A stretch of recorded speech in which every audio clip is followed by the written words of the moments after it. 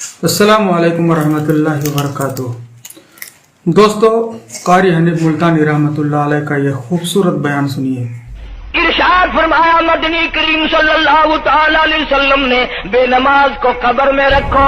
कब्र के अंदर जब वो जाता है, दाई पसली कब्र, इतनी जमीन कब्र की उसको दबाती है और आवाज लगाती है, ओ अल्लाह की 5 वक्त की बाजी, अल्लाहु अकबर, अल्लाहु अकबर। ये सारे नाम सुनकर सोने वाले, टेप रिकॉर्ड चलाने वाले, वीसीआर पे बैठने वालों, टेलीविजन पे रहने वालों, अल्लाहु अकबर। और बड़ी जात उस मौला की है, आजा। काम धाम में लगने वालों, मुख्तलिफ किस्म की मसरूफियात में रहने वालों, अल्लाहु अकबर। आजा, उस बड़े ने तुझे बुलाया है, नहीं आता। इरशाद ग्रामी है कि कब्र की जमीन इतना दबाएगी, इतना भींचेगी कि सज्जी पसली बाई में और बाई पसली सज्जी में, दोनों पसलियां मोहम्मद अरबी सल्लल्लाहु अलैहि वसल्लम ने उंगलियों में यूं उंगलियां डालकर दिखाई, इस तरह इधर उधर पसलियां निकल जाएंगी। इरशाद फरमाया मदनी करीम सल्लल्लाहु ताला अलैहि वसल्लम ने, अब कब्र में ऐसा सांप मुकर्रर कर दिया जाता है जो पैरों के नाखूनों से लेकर सर के बालों तक डसता चला जाता है। इतना जहरीला सांप, इतना जहरीला नाग। मेरी तेरी बात नहीं, किसी डॉक्टर हकीम की बात नहीं, किसी वजीर सफीर का बयान नहीं, इमामुल अंबिया सल्लल्लाहु अलैहि वसल्लम का बयान है। आपने यूं फरमाया, इतना जहरीला सांप मुकर्रर होगा, अगर पूरी दुनिया में वो सांप एक फुंकार मार दे, क़यामत तक सब्ज़ घास पैदा ना हो, जमीन पे कोई सब्जा पैदा ना हो, इतना जहरीला सांप उसे डसेगा। अरे इरशाद फरमाया हुजूर अकरम सल्लल्लाहु अलैहि वसल्लम ने, वो बोलेगा भी, वो कहेगा कि मैं फजर की नमाज ज़ाया करने की वजह से तुझे जोहर के वक्त तक मारूंगा, जोहर की नमाज कज़ा करने की वजह से असर तक मारूंगा, असर की नमाज कज़ा करने की वजह से मगरिब तक मारूंगा, मगरिब की नमाज कज़ा करने से ईशा तक मारूंगा, ईशा की नमाज खत्म करने की वजह से तुझे फजर तक मारूंगा। नमाजें क्यों न पढ़ी, क़यामत तक मैं तुझे छोड़ने वाला नहीं।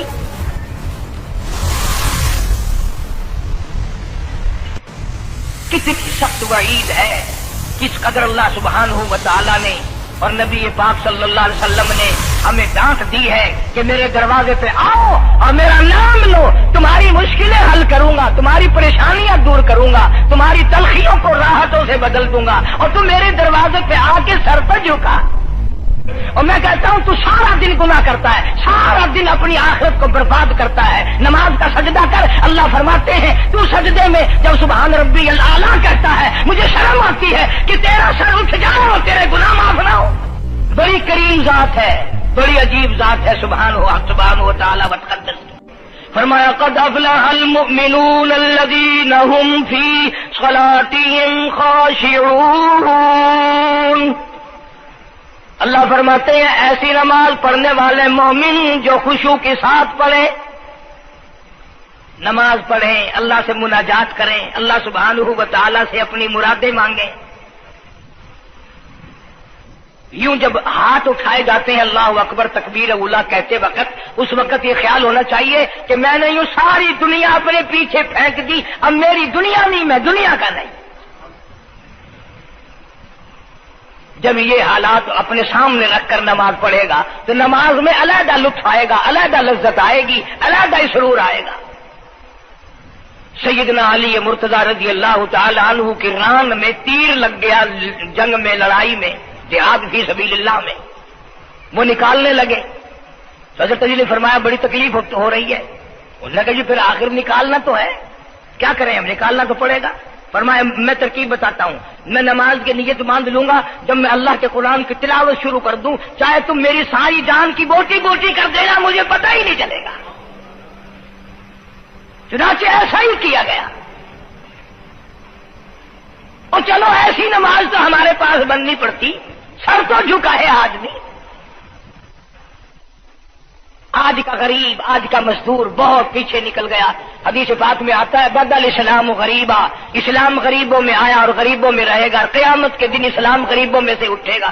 لیکن آج حال یہ ہے کہ کوٹھیوں والے، بنگلوں والے نماز پڑھ رہے ہیں، کوٹھیوں میں مصلے ہیں، جماعت میں رل رہے ہیں، اور جتنے یہ عام مزدور غریب لوگ ہیں یہ مسجد کے نیڑے نہیں آتے. خسرت دنیا والآخرہ، دنیا میں بھی ننگے منگے، ہائے ہائے، آخرت میں بھی بربادی. دو جہان کی مصیبت گلے میں ڈال لی.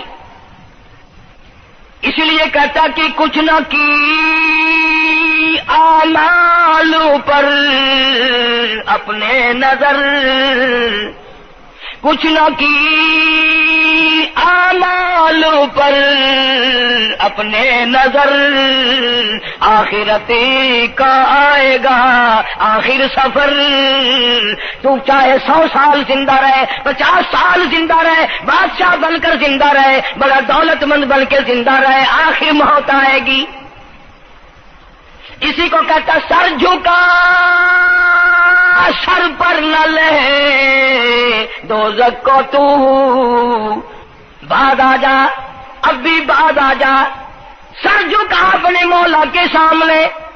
مولانا جلال الدین رومی رحمت اللہ علیہ فرماتے ہیں اگر تو نے توبہ کر لی، پھر تیری توبہ ٹوٹ گئی، پھر توبہ کر لی، پھر تیری توبہ ٹوٹ گئی، اب نا امید ہو کے نہ بیٹھ، پھر کیسے کروں، میری توبہ پھر ٹوٹ گئی. مولانا فرماتے ہیں بادا بادا، 1000 بار شکستی توبہ بادا، اب بھی بعد آ جا. چاہے 1000 مرتبہ تو نے اپنی توبہ توڑ لی، پھر بھی آ جا.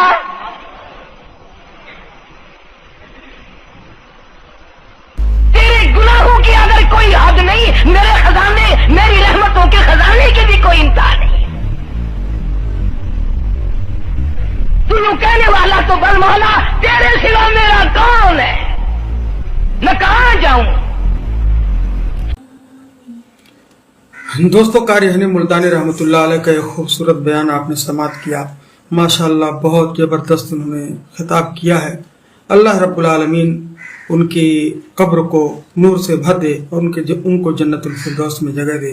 دوستو ذرا تصور کیجئے ایک اندھیری قبر اور اوپر مٹی، نیچے تنہائی، نہ دوست، نہ رشتہ دار، نہ موبائل، نہ دنیا کی آواز.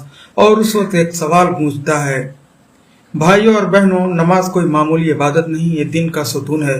اور نبی پاک صلی اللہ علیہ وسلم نے فرمایا نماز دین کا ستون ہے، جس نے اسے قائم کیا اس نے دین کو قائم کیا، اور جس نے اسے چھوڑ دیا اس نے دین کو گرا دیا.